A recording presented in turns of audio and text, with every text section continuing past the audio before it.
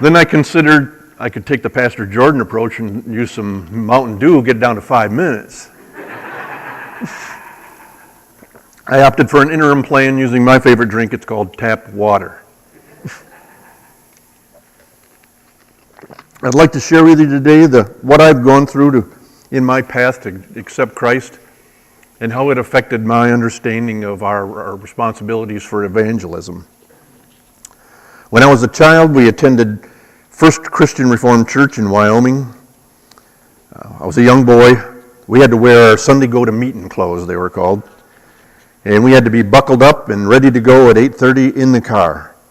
We were instructed to be quiet and still during the service. We had to politely accept Grandma's peppermints for being good. So after spending an hour in Grandma's perfume-soaked hanky, those mints tasted pretty nasty. But we were required to gracefully accept them. Most of the sermons that I heard as a young boy were fire and brimstone sermons. It was clear that I was bad and a hell-bound sinner, but I didn't know what I was supposed to do about it. The congregation was, as my mom called them, was uppity. After the service, the race to Russ's restaurant was on. Better watch out in the parking lot because they drive fast. So everyone's cherished booth had to be, achieved. So at home, we didn't have a lot of talk about God. We were a Christian family. Every year I sat annually with my dad to hear Billy Graham's crusade. I sat with him because he asked me nicely, not because he told me to. I felt that something was missing in my life, but I really couldn't identify it. After high school, I joined the U.S. Navy submarine force for 6 years. During this period, I decided to evaluate various denominations to seek more clarity. I attended 6 services of each of the denominations: Baptist, Reformed, Methodist, Catholic, Lutheran, Church of Christ, and non-denominational services. I learned some things, but I still really didn't know what to do next. I even reached out at one point to exploring some non-Christian beliefs. I studied Buddhism. In it, I learned how to meditate.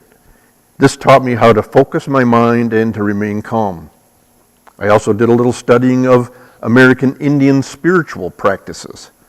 I found out that their ceremonies, creation stories, and belief in prayer was structurally aligned with our Christian beliefs. Following the Navy, I entered the civilian work environment and worked for Lear Siegler, Smiths Aerospace, and GE Aviation for a period of 37 years. I used the GI Bill to obtain a computer science degree from Grand Valley State University, taking night classes and doing my homework after my twin daughters went to bed. I made many friendships at work, including new searchers and mature Christians. These co-workers shared their faith with me, and we discussed everything that came to mind. I had a close Muslim friend. Him and I had a period of spending several months. We spent lunch together, and we contrasted Christianity with Muslim beliefs. There are quite a few similarities which branch once you hit Abraham's children, based upon the descent of Abraham's first child. In Christianity and in Judaism, Isaac was Abraham's first child because he was conceived of Abraham's wife Sarah. Ishmael was Abraham's first child. She was conceived first by Adam from one of his concubines, Hagar, prior to Sarah's pregnancy. We critically examined concepts which the details were difficult to understand without God's involvement. We had lunches where we talked about gravity. We all know what gravity is. Some of us know how to use it in calculations. But we have no idea. We also had discussions on atomic behaviors. Right? We all know that plus and minuses on magnets and electricity are attracted to each other. Right? But inside an atom, there's a positive-based proton and a negative-based electron, and they're not attracted to each other. They stay where they're supposed to be. Why is that? We don't know. We talked about cellular complexity. Right? Life cannot begin in a lab. It's physically impossible. All of the chemicals that are involved in a cell or in a body can be manufactured, but not in the right way. There are something called isomers. I'm an engineer by trade, so you got to hang in there. There are chemicals called isomers. You all have used isopropyl alcohol in your house. It's the same as the alcohol you might drink, but they change the shape of the molecule. That creates an isomer. That way you would get sick if you drank the isopropyl alcohol. Right? This kind of thing happens all through life. That nowhere in a lab can we create some of these isomers. There's left-handed ones and right-handed ones. We can't create right-handed ones. We also talked about evolution versus devolution. Darwin's expressed limitations in his book On the Origin of Species. Those were intentionally avoided in school curriculums. A lot of school curriculums talked about evolution, but they only taught part of Darwin's theory. Darwin said in his book, there had to be two cells to start with in order to reproduce and create another cell. It didn't happen just by happening. He also had theories on, Darwin's theories precluded the discovery of DNA. Prior to that, people just thought, well, there's blobs of different kinds of stuff. There's stuff first, bones, and then there's organs and things. They didn't understand how complex it was.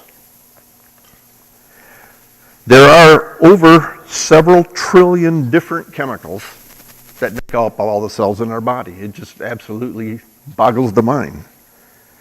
Louis Pasteur explained some of these marvels in one of his famous quotes.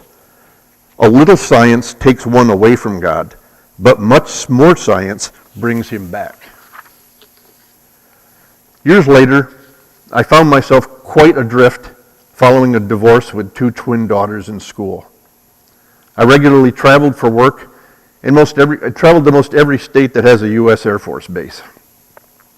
In our off hours, conversations with customer acquaintances, a pattern had emerged. Several dozen friends of mine had talked to me to various degrees about experiences that they knew God was involved in their life and how they came to that decision. Each and every one of these conversations touched my heart and soul in a way that seemed very non-random. Some spoke of how God was present when they needed help. Others shared the role of the Bible played in their maturation.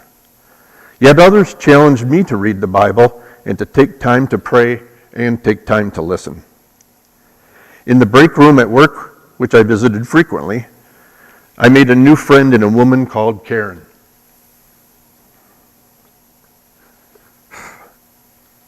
She was in a situation very similar to mine. We discussed single parent issues we were facing, consoled each other, and shared a lot of constructive strategies. We became very close friends and eventually started dating. She asked me if I would like to start attending church with her. We started attending the summer church service at the Chinook campground at that time with her parents. Shortly after that, we became members of Grant Reformed Church. I was no longer adrift at this point. Karen's strong faith and agape love completely filled my heart. She continually demonstrated self-sacrificing love in all she did for me and others. I could not possibly be any happier than I was when she said yes to my marriage proposal. I will be forever grateful to her for the huge role she's played in my walk with Christ. I then decided to read the entire Bible cover to cover. Initial attempts were daunting. The King James language was pretty tough for me, and my biblical Times background was pretty weak. I acquired a CD collection of sermons from Pastor Chuck Smith out in California. He taught every verse of the Bible to his church over a 5-year period of sermons. I listened to these sermons while driving to and from work for several years. One sermon on the way to work, one sermon on the way home. I learned a lot and wanted to learn more about specific topics. I thought that a CD-based Bible with a search tool would really help me out. That's the technical way to zip through and find all the information on a topic that I need.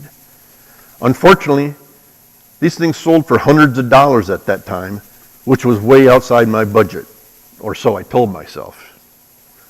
Soon thereafter, on a business trip to Oklahoma City, I found a Christian bookstore that was the size of a Kmart.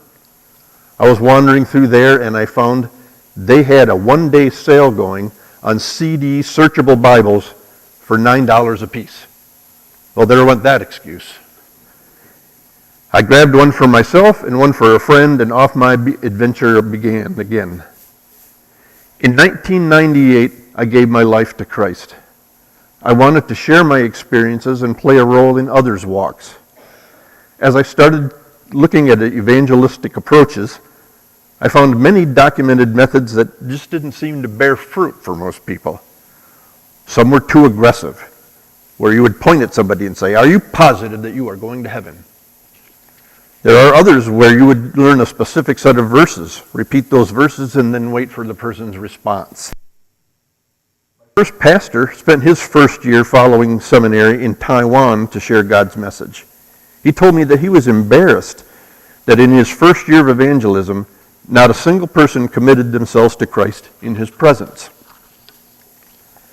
My conclusions from all of that were, I began reading Christianity Today magazine and was fascinated about a group mentioned in there routinely called the Barna Group.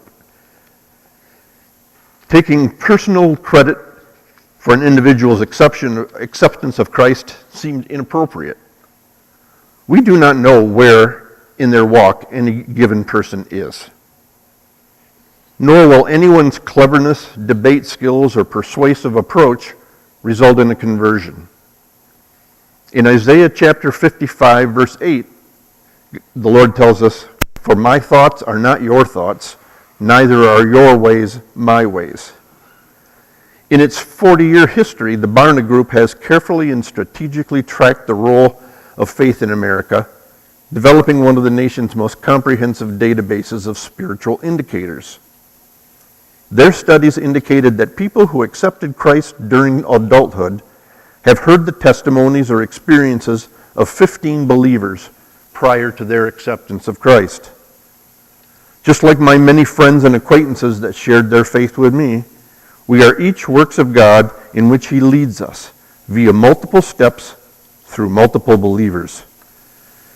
To lovingly serve God through our witness does not necessarily result in a witnessed conversion. Your witness, however, is a critical step in someone's journey, as shaped by God and is therefore perfect. In Isaiah 55, chapter 11, we hear, "So is my word that goes out from my mouth. It will not return to me empty, but will accomplish what I desire and achieve the purpose for which I sent it." So when you share your testimonies and scripture with someone else, keep in mind that you are playing a specific part in God's greater plan for that person. It is exciting to be on God's team. Per Barna's statistics, it is just awesome to be someone's number one. It's incredible to be someone's number 7. It's great to be someone's number 11.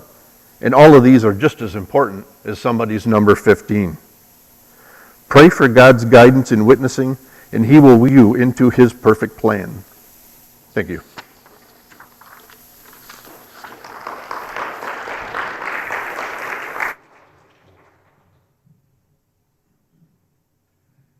Thank you so much, John.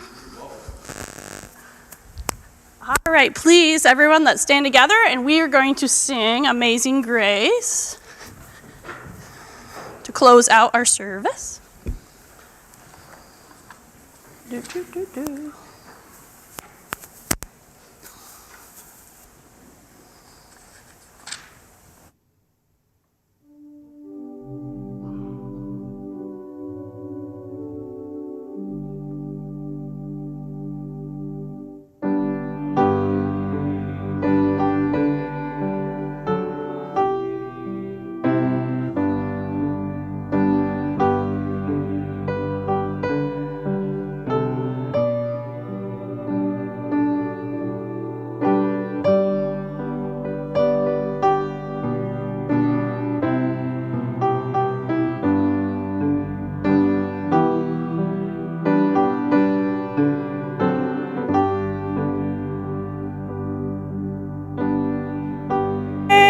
That taught my heart to fear, and grace peace my fears relieved. How precious did that grace appear the hour I first believed. The Lord has promised good to me. His word my hope secures. He will my shield and portion be as long as life endures.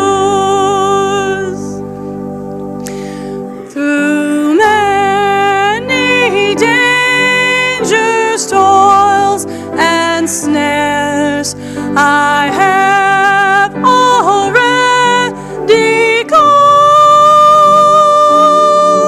'Tis grace hath brought me safe thus far, and grace will lead me home. When we've been there 10,000 years, bright shining as the sun, we've no less days to sing God's praise than when we first begun. May the strength of God sustain us. May the power of God preserve us. May the hands of God protect us. May the way of God direct us. May the love of God go with us this day and forever. Amen. When your eyes upon Jesus, look full in his wonderful face, and the things of earth will grow strangely dim in the light of his glory and grace. Have a blessed week, everyone. Thanks again, John.